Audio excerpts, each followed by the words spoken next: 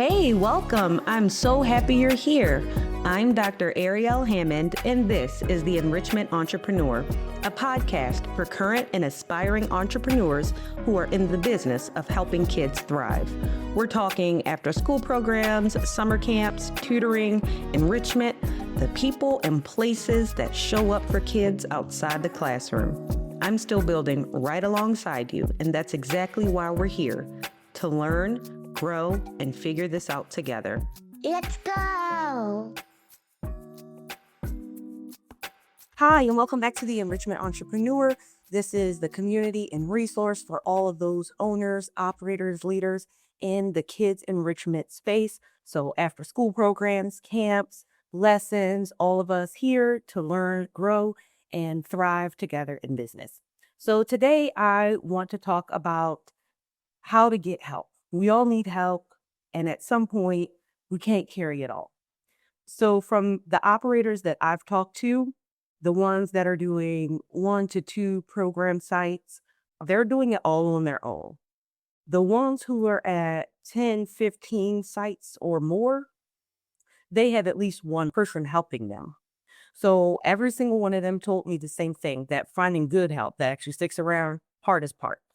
And so that's what today is about.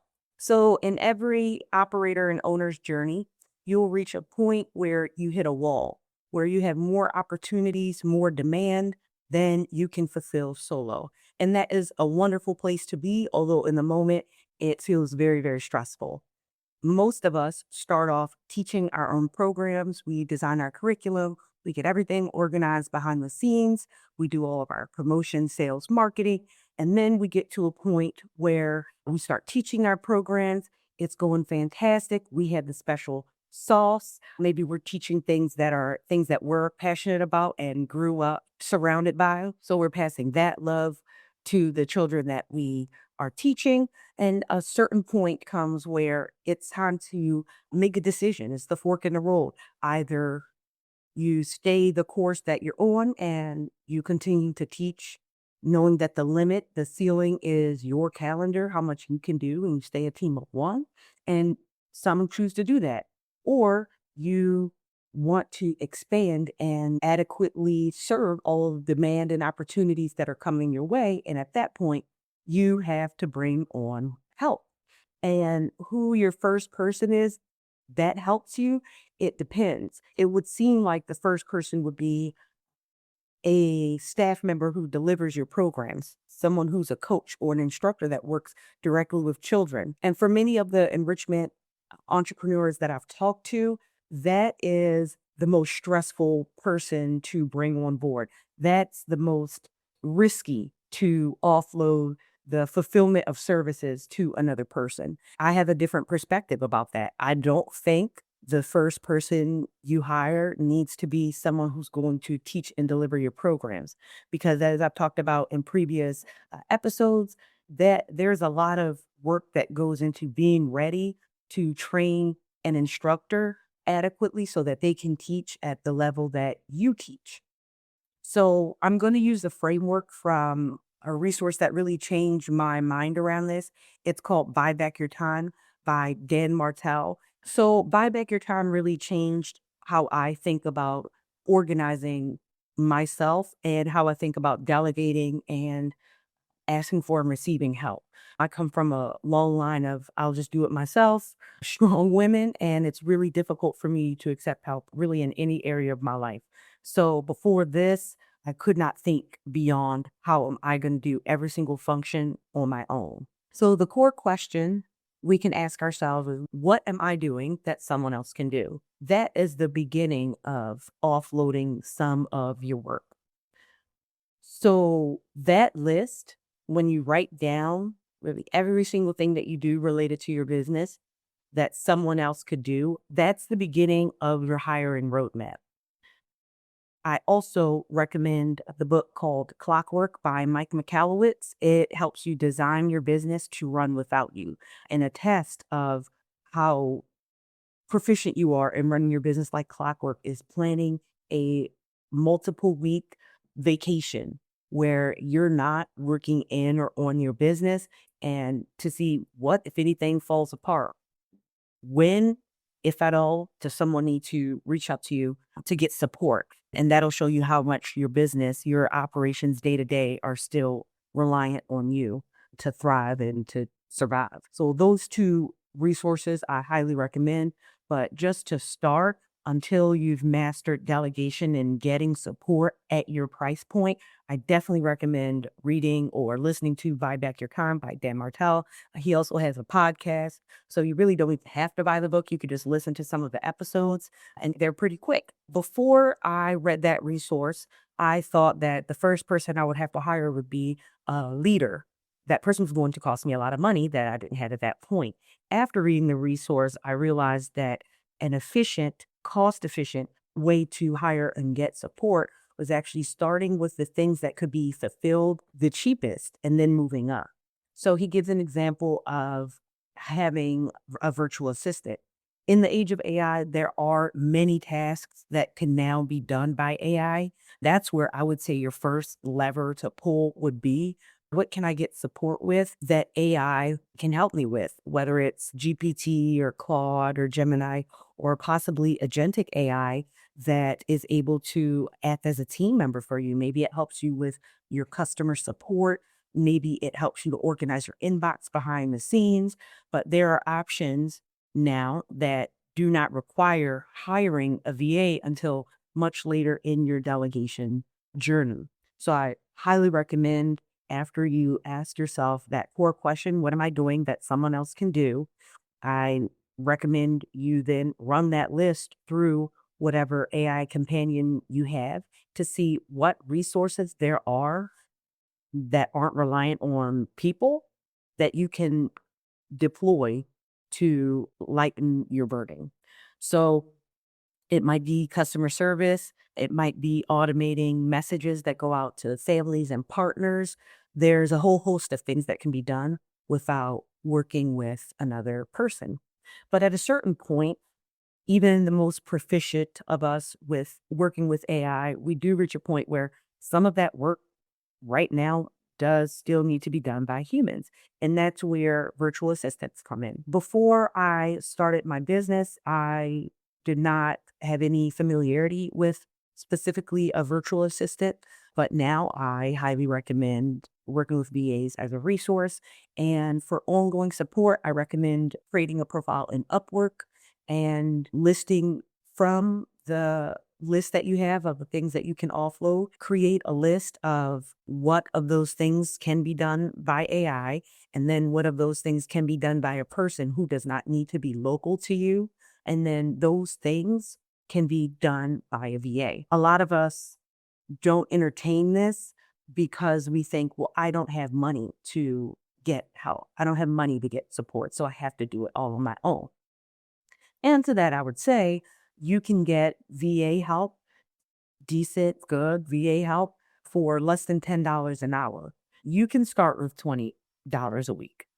And just to get yourself in the mindset and in the routine of getting help, delegating, and getting into the routine of documenting and getting in the routine of documenting processes, of delegating processes, that is in and of itself worth that small amount of money that you'll spend as you work with a VA to begin delegating. So that's level one. You can also go to fiverr.com. I've found more success for ongoing support through Upwork. Fiverr is really great for one-time gig support. In my opinion, you want to work with someone who can stay with you over the longer term and support your needs on an ongoing basis. So here, what you can do that's actionable, you can do the task audit before you hire anyone for anything. The delegation audit worksheet is free at enrichmententrepreneur.com/resources. It walks you through exactly how to categorize your work so that you know what to hand off first. All right, so we just talked about level one in outsourcing. Your first outsourced support is going to be through Fiverr and Upwork. You're going to get some low cost help, low risk, high learning. And what it works for, the types of activities I found that it works best for in beginning: data entry, formatting, research, simple scheduling. Maybe you have videos, YouTube, podcast, those types of materials, podcast editing. You can also get support with your social media posts, creating the posts, those types of things. And the real value here is learning to write clear instructions and to become familiar with what it feels like to hand something off. So for those of us who are habitual, I can do it myselfers, this is the most important part of this exercise. And a mistake that I made here that I'm just going to highlight so that you don't do it is confusing what this role is. So you should not give your VA high leverage tasks, require lots of context from you. You do not want to give them things that, if they don't go well, can really impact your customer relationships, relationships with your community partners, can really mess up your reputation in the beginning. So let's practice delegating those things that are behind the scenes, those administrative and operational tasks that don't directly interact with the customers and the public. So now we're going to move to level 2. After you have your virtual assistant and you had help there, you're going to move to specialized contractors. So specialized contractors can be editors, ongoing editors or producers for multimedia that you have. They can be your CPA, your certified accountant. They could be a business coach, maybe fractional marketing support, but someone who works on a project basis or maybe an ongoing advisory basis, maybe an attorney that you have a standing once a month call with that costs $200, $300 for that call, or they're on standby for when you need them and they help you with tasks as needed. So you want to have your by project or as needed professional specialized contractors helping you as your next level. And you can also use score.org. This is a free mentoring service funded by the federal government. And the mentors are volunteers. They're experienced business professionals. When I first started my business, a SCORE mentor helped me build my financial foundation. She helped me create my first budget and my financial projections. She was so impressed by my level of execution. I did not take this for granted. She was a financial executive with over 3 decades of executive financial leadership in Fortune 500 companies. So when she gave me a directive, a tip, I was very serious about implementing. And she had me talk to a woman's meetup SCORE panel. I brought my then 6-month with me and I gave my little speech and the women loved it. But it was really wonderful to be highlighted so early as someone who really makes the most of resources that are available. So just know that the support is out there and you have to go find it. So at this level, you don't even need to pay someone starting off. If you need some legal support, if you need some accounting, financial support, if you need some marketing support, you can start with score.org. Every state has a SCORE. Every urban metro has a SCORE. So you can have mentors that are local to you, or you can have a mentor that is in another state and you can look specifically for what types of industries they specialize in and have experience in and what type of business function that they specialize in as well. Wonderful resource. I highly recommend trying it. I've received wonderful marketing support as well, and all of that at no cost to me. So yeah, make use of your tax dollars and go to score.org for that support. And here there are also local support organizations that may be available to you. So just make sure you're doing your research to see what business technical support there may be for small business owners in your area. Lots of not-for-profit business entrepreneur support organizations will offer technical support, in meaning that they can help make your website or help you with your branding. They can help with really specialized, high ticket tasks and work that they can help pair you with a professional and also foot the bill for that support. So make sure you're looking at your particular state and community business support resources as well. So level 3 is where you start to get into the land of employees. So here you're going to dabble in a part-time employee.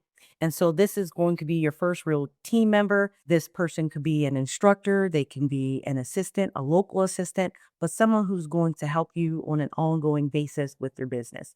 So you can start with 10 hours a week. But the core unlock here is that the business can function when you're not in a room. So you want someone who can help you in a local context. Maybe they can deliver the materials for you or attend a community event on your behalf or meet with potential partners if they are savvy and experienced in that way. That's something that you're going to have to make sure you have the right person before you cast that one off. They could help teach your programs. They could start off as an assistant and then build up to teaching their own programs. So there's a lot of opportunities for how that first employee helps to support you in the business.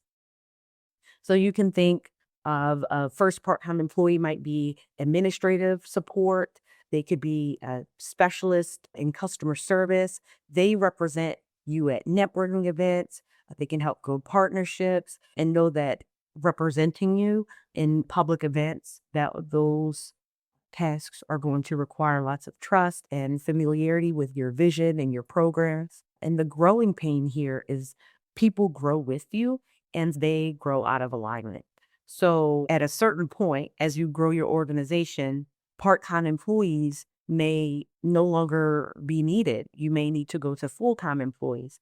And you want to make sure that as your business grows and the business may grow in a different direction than your starting team, that you handle departures with grace and with the same care that you handle arrivals. Because you may find that the knockout candidates and team members who really want part-time work, maybe they only want to work 10 hours a week or 15 or 20 hours a week, are intentionally not looking for full-time roles. So when these roles grow into full-time opportunities, you may have to find different talent who is looking for a full-time opportunity and navigating that with grace as you grow and the needs of your business changes.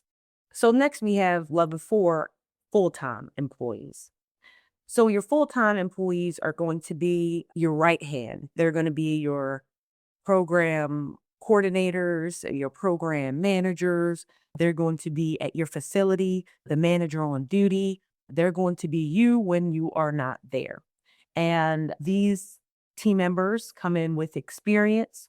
They will cost more. Also, full-time employees versus part-time, you are going to have to offer benefits that reflect that your team member is putting all their eggs in this basket. So you'll need to provide health insurance, retirement, all of those things that come with having a full-time employee you need to be ready for. However, the big unlock here is when you hire that first leader, when you're not in the room, you can then pass off those more important high leverage activities such as marketing, building relationships with partners, communicating with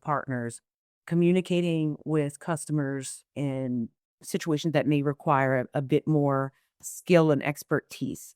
You can get support with hiring and training and all of those things. The world is your oyster at that point when you hire your first full-time employee. That's what it feels like. It's a really crucial unlock.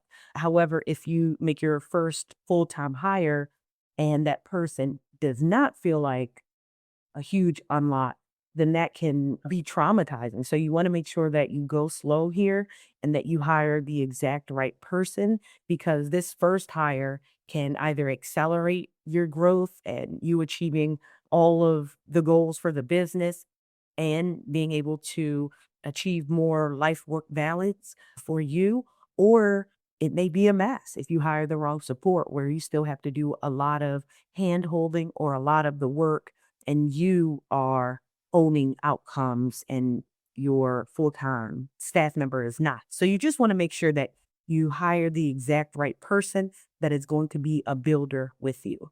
And so, what this unlocks for the owner in this space, the entrepreneur, it unlocks the ability for you to take a day and focus on strategy. No one else is going to do that for you, nor should they. This is your thing, and you need to know where it's going. So, if you don't have a vision, then you're going to end up wherever and wonder how you got there. Where do you want the business to be in 1 year? Where do you want that business to be in 5 years, 10 years? And then you can backwards plan on what are the activities that need to happen along the way to achieve the goal. So you want to have time to get outside of the business, not working in the business, but working on the business, and to be able to take that broader perspective and that broader time horizon and then to plan to get there along the way. You only unlock the ability to do this when you have someone who can successfully navigate the day to day operations for you so that you can think at that level. But when you're pulled back into the day to day, urgent fires, those types of things to put out, you can't do your best thinking. And so this is important work, but it is not urgent work. And you need to have someone to help you with the urgent so that you can focus on the important. Because once you have full time team members, they need you to have a vision. They need growth opportunities. They need stability. They want to be part of a winning team. They want to be part of something that is growing. And in business, if you're not growing, you're dying. There is no homeostasis. So you want to be an organization where they can see themselves for a long time as well. So this isn't just for you, but this is for all of those that are on your team. And just know that it's par for the course that the first time something goes wrong or something is done not the way you would do it, you are going to feel like, oh, I just could do it on my own. I don't want to do this anymore. I should just go back to it just being me because then these mistakes wouldn't happen. But also, some humility here is needed. If you hired the right person, they're better than you at quite a few things. And hopefully that's what you hired for. You didn't just hire a replica of yourself. You know your distinct strengths and you hired to shore up those areas of weakness so that together you all are a team that has all competencies in the areas that your business requires to grow and thrive. So if you hired correctly, then that person fulfills so many other functions of the business in a way that your skill set doesn't. And we always want to treat people how we want to be treated. So if there's an area of strength for us that our team member, maybe they don't have the context or the experience to have completed it, fulfill it the way that we want to have grace there because there are a lot of things that we do in our day to day life where others wouldn't have done it that way. We learn and grow through that experience, but we want to make sure that the organization and the organizational culture that we're creating is a place where people feel safe to take risks. Me personally and professionally, I always prefer someone try. And if it didn't work out, cool. But I'd rather an effort was made than paralysis through analysis where no one makes a move and then they wait for me. I'd rather execute first and then check with me after. And if maybe I would have preferred it a different way, then we just use that as an opportunity to reflect on that, to use it as a lesson learned, take the learning opportunity, and then we move forward. But we always want to look for, okay, and what did they do right during that interaction that I really appreciate? And when our team members are doing things way better than we could have. We want to recognize those things as well. We want to learn from them and we want to positively acknowledge all the contributions that they do make. So as you level up in getting support, you want to make sure that you are treating people with appreciation and grace and that you are providing the structure and the support and the culture where people can learn, grow, and thrive. So what is your organizational structure going to look like as you scale? And even solopreneurs scale at a certain point. You may scale to serve more customers or to have a larger impact, but we all want to scale. We all want to grow our impact in our community. So stage one looks like the solopreneur stage. Maybe you have 1 to 10 sites, or you have as many clients as your schedule can support you directly working with. And so you are everything in this function. Here is where you hire your first administrative support. Stage 2 is when you enter the small team stage. So you may have between 10 to 30 sites if you are delivering programs on site. If you have brick and mortar, same, you may have 10 to 30 different programs on your schedule.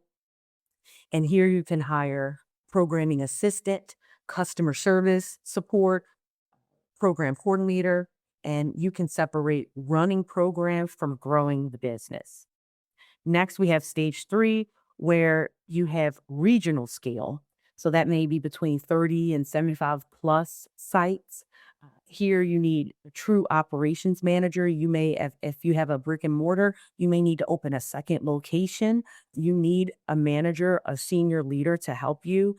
Here's where you develop geographic clusters where maybe you have a metro that you serve, but you also serve the suburbs and everywhere around there. And that's where we are now with my enrichment business. And stage 4 is where you are pre-scale and you're hiring a true executive leader, like a CEO or a COO role. You had your standardized service delivery, so that is consistent. You have standardized curriculum that is finalized. No more tweaks need to be made. Your training is polished and ready to go and highly effective for how you onboard instructors. All of your processes are templatized and repeatable and clean and not chaotic. And this is where you then have options for how you want to scale to different metros. If you want to go the franchise route, now you have your playbooks there that can be repeated, or larger partnerships that allow you to scale geographically or however you want to expand the presence. And so as we close out this episode, I just want to reiterate that getting help and getting support is a sign that you are growing and that you are ready to take this to the next level. Previous versions of me have felt that getting support means I can't handle it and that's some sort of weakness, but it's really not. It's natural. Nothing great is built alone. I strongly believe that. So look at any great business that exists. Is it one person working the entire business? No. At a certain level of impact, success, scale, there needs to be a team. And so if we want to get there, then we have to start little by little, increasing our capacity to build a team and increasing the capacity of our business to serve more and more people. It's the only way that you can build something bigger than yourself that outlasts you, where you can go on a vacation or you can do something else with your time and the business still thrives. That's the goal. We want to be able to go on a vacation. If we get sick and we're in bed for a week or 2 weeks or things happen, we want our businesses to continue to serve our community. Remember that you don't have to have it all figured out before you bring someone in. And that's a really tough one, especially for me. I want to have things really perfect before I bring anyone into anything. And that is with any aspect of the business, whether it's launching a program, whether it's scaling, whether it's bringing on a new team member. I want to have everything perfect before taking that leap. And so many times we hear the sage advice that if you're not embarrassed by what you did before, then you did it too late. We should just be putting things out there and make it as great as possible. But at a certain point, we can only reach a certain level of near perfection or perfection from putting things out there into the real world and then iterating based on that. But things can't just live in our heads. Processes can't just live in our heads. They have to be then given to someone that goes through those processes. And we can only see, oh, wait, this needs to change. This process could be even more efficient once it lives in the real world and someone's using it. So we can prepare as much as possible, but also at a certain point, we do as well as we can with preparing, and then we bring on our support. We bring on help and learn and improve through that direct experience. So you don't have to have it all figured out to bring someone in. You do have to be honest about what you need. You do have to be very self aware and know what things are in your distinct zone of genius, things that you love doing, that you are really skilled at, what things are in your zone of excellence. So, what things you are really good at, but maybe don't light you up. You can keep things that are in your zone of excellence and zone of genius for a longer period of time. But where's your zone of incompetence? So where are you not really good and maybe you don't even like those are the things you can start passing off to other people so that you can grow your business, develop your vision, and serve as many people as possible through your business. And we're here to support you through that process. So remember that we do have our delegation audit worksheet at enrichmententrepreneur.com/resources. We also have a hiring readiness checklist at that same page. So you can go there if you're getting ready to make your first part-time or full-time hire. We're here to support you in that journey as well. And we have a first hire toolkit at enrichmententrepreneur.com/resources. And if you're building alone right now and you want a thinking partner, a mentor, you want support, someone who understands our industry, that's what the support line resource is being built for. You can learn more at enrichmententrepreneur.com/support. And we are here to support you every step along the way of your journey. And I'll see you next time. Our episode next Monday is going to delve more into if I were starting this type of business in 2026 all over again, knowing what I know now, here's the roadmap of exactly what I would do, every single step, every single resource in order. So you don't want to miss that, especially if you are just starting. I look forward to sharing that perspective and those resources with you. And if you have a question or a topic that you want covered, please do go to enrichmententrepreneur.com/ask. I read everything. And if this episode helped you, send it to one enrichment operator you know who needs to hear it. That is how we build this community. I'll see you next time. And that's a wrap. Know someone who needs to hear this episode? Share it because Sharing is caring. if this episode earned it, give us all the stars in a review on whatever platform you're listening on because it helps other enrichment entrepreneurs find this show. Got a question or a story worth telling? Head to enrichmententrepreneur.com. You can submit your questions, apply to be a guest, and access resources to help you launch and grow your business. Again, that's enrichmententrepreneur.com. Until next time, keep learning, keep building.